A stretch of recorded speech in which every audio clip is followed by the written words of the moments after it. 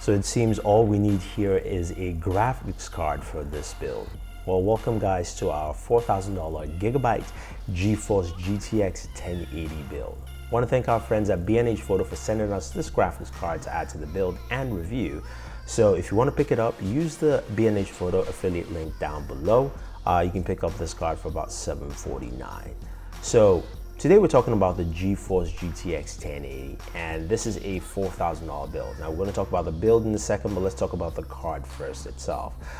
This is the Founders Edition of the Gigabyte GeForce GTX 1080 graphics card, so which means of course it's got that custom Founders blower on top of it, and we'll take a closer look at what that entails for this card.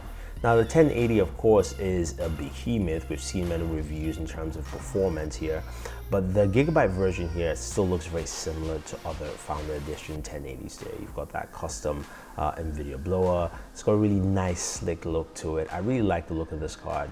I also love the fact that, yeah, this build previously had 2 Titan X's, and I can actually pop in a 1080 here and it will perform quite well. So we've got a DVI port, we've got 3 display ports and 1 HDMI 2.0 port at the back of this device. So of course you can split it up to about 4 displays without any stress or any worries whatsoever, which is actually pretty cool. Design language here, it's pretty nice. This also holds only 8 pins. And I have to say though, again, I really like the look and design of this card itself. Now let's take a look at our build. Where is this card going to be housed, and what kind of setup do we have so we can actually run some of our tests and gaming benchmarks for you here. This is a custom build, so of course we've got some custom liquid cooling in there. But let's talk about some of the different parts that we actually have in this. Now, starting off with the case, this is an NZXT H630 case, but we also have the NZXT Hale 90 1200 watts PSU. We also got a PCIe SSD drive, 40 gigabytes from Kingston, which is mounted on an ASUS Rampage 5 Extreme X99 motherboard. As we move up, you can see on the right hand side, we've got a Samsung 950 Pro NAND, also about 512 gigabytes. And we've got DDR4 RAM from Kingston. This is the Predator line of RAM. And altogether, that's about 64 gigs of RAM. Custom liquid cooling, as I said. Lots of big fans in this case to keep things really cool and also just calm. Now, as I mentioned, 64 gigabytes of RAM. You don't need all that, but this again is our max build, about 4,000 here. And this is clocked at 3,000 hertz. So all you need is in here is pretty much power. Now, as I mentioned, this is custom liquid cooling. Sam helped me actually set this up, of course. As you can see here, right now we just kept liquid cooling just for our processor, which is the 5690X X99 processor. Now we've mounted our card here. So we've got our GTX 1080 from Gigabyte, Founders Edition. Again, as I mentioned, it only uses 8 pins, which is pretty nice there in terms of power consumption. And this is how it looks like. So I'm taking less space. I'm not running 2 Titan X's, although I can run, of course, this card in SLI if I choose to run 2 1080s, if that is the case. So we have this all mounted here. One thing I wanted to show you quickly before we actually move forward is also, of course, you can customize the lighting on the card itself. You can make it breathe. You can actually do different lighting effects. So that's nice if you've got a case like this with a glass window. It gives you just a nice effect on there.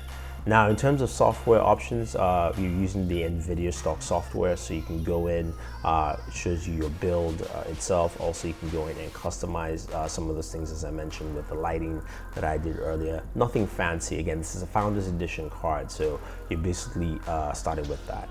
Now, let's take a look at some gameplay. This is the lengthier part of this video here, but I want to show you different games you can actually play and kind of performance there.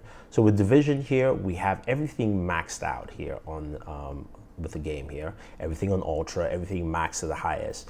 And Division is a game that's really big open world game. We're getting between about 44 to about 55. It's a very ranges because of different environments, but again, this thing ran very, very smooth. I mean, you could see, you're watching it right now. This game ran very well, very smooth. Performance was fantastic. There were no slowdowns in any point, whether even if we went into heavy firefight situations, explosions, things like that, that will cause some slowdowns with other cards. The GTX 1080 just handles it pretty well. Again, that's just bad gaming me from there. I didn't actually pay attention, but you get the idea of how well this card can handle with a game like this that has a very open world environment there, which is a lot of things that it has to process, and it does it really well. So you can see the frame rate goes between 44 to about 55, which is it's been steady at that point there. But overall, I enjoyed the performance on Division using the GTX 1080 from Gigabyte. Now, moving on to Star Wars Battlefront, this is a beautiful game here, and this is a game here that has also some open world feel to it. As you expect, we maxed everything out though, also Ultra, everything is maxed to the core. The other thing we didn't have on was VSync, just because we're not using a VSync monitor here. But you will see here that performance-wise and also what you're getting in graphical depth is absolutely stunning with the GTX 1080. You know, it was fun for me going back to play this game because of just the environments and how well this game is crafted. So again, playing with the GTX 1080 really, it just hits the mark. Now, in terms of frame rate, we're doing about 80 frames per second with this. So it was really nice to actually just go in and just play a very smooth and fantastic gaming environment altogether. I think a lot of people will just enjoy the GTX 1080 in terms of its performance and how well this game actually handles a lot of different games, a lot of different environments. The next game we're going to be checking out is The Witcher 3. Now, of course, with The Witcher 3, you can see everything is maxed out in Ultra. And again, this is a game with huge environment with a lot of details. So you can see just the details in the environment, the lighting effects, the shadows, the shade, the trees, the grass, even the texture difference between the path here as well as the grass itself. So you're getting a lot processed by this card here. And we're doing about 44 to about 50 frames per second with The Witcher 3 with the GTX 1080. Absolutely stunning, no slowdowns. The game handled very, very well. Even going over to the river basin here, where you can see how the effects change when moving into water and how it actually handles that pretty well, diving into water. Things like that other games will actually have a harder time. This does a really good job. But of course, in action sequences, when I'm fighting here with wolves, I had no issues at all. So the fact that with all these games, I play them with the GTX 1080 from Gigabyte, smooth performance, really robust. It's something that, as a gamer, this is what you want to have. You want to have this kind of performance all the way through. I mean, yes, the whole build is maxed out, so you can see the kind of performance you're getting altogether with the GTX 1080. Now, moving over to Doom. Now, Doom is a game where, of course, we max everything out. We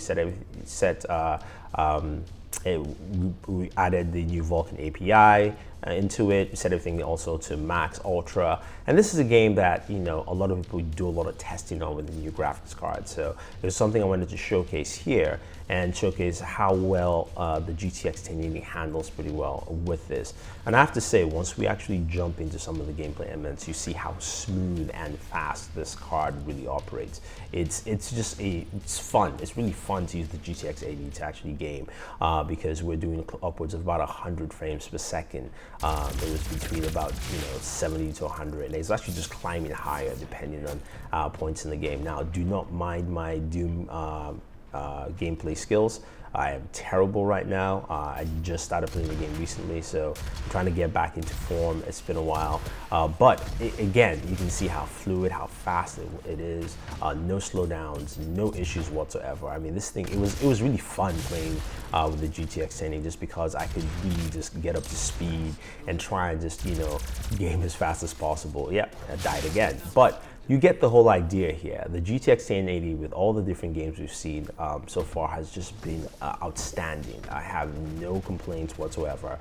The Gigabyte Founders Edition has just been solid all the way through. You don't need to overclock it. You don't need to do anything on this card. And if you're looking for a really good card to give you that solid performance all the way through for games like this, high-level games, as well as also moving over to something like VR here with playing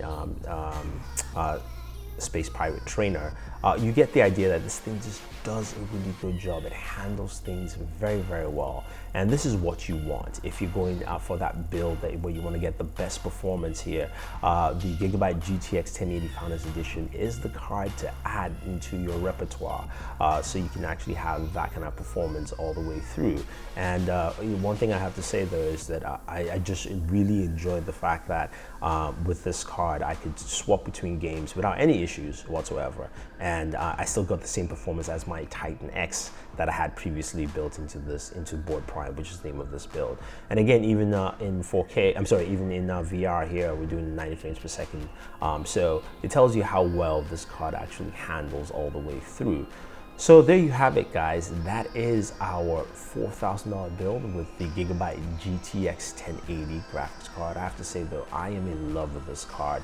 Performance-wise, it's fantastic. It matches up with my Titan X's. I usually run 2, but you know, with this actually I would say performs slightly better. You know, the word from NVIDIA is that yeah, it does perform slightly better than a Titan X, and I have to say just my simple usage of it, I have to say that this card does an excellent job. So guys, if you have any questions or any comments, let us know. Don't forget to like and share this video, favorite this video, do subscribe to the channel, and always enjoy your entertainment.